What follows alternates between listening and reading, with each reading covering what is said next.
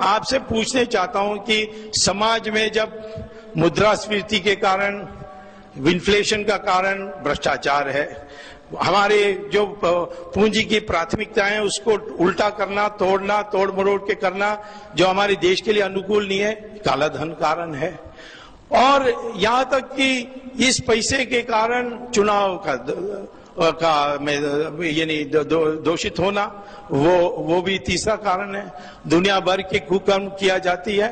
और electronics voting machine जो बनी है उसमें जो माइक्रो कंट्रोलर है वो कौन बनाता है? वो जापान बनाता है, जापानीज कोई कंपनी बनाती है। तो मैंने उस जापानीज कंपनी को कांटेक्ट किया कि जो आप माइक्रो कंट्रोलर हमारे ईवीएम में लगाते हैं, क्या आप अपने जापान के कंपनी में भी, जापान के ईवीएम में भी लगाते हैं?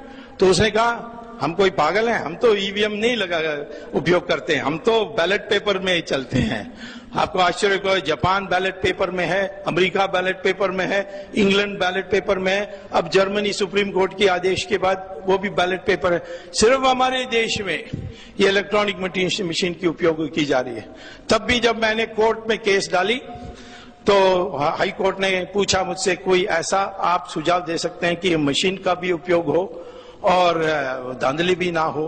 तो मैंने उनको कहा कि जैसे एटीएम मशीन में आप पैसा लेते हैं तो रिसीट आती है, वैसे वोट के लिए बटन दबाने के बाद एक रिसीट आनी चाहिए जिसमें लिखा होना चाहिए किसको आपने दिया, किसको आपने बटन दबाया।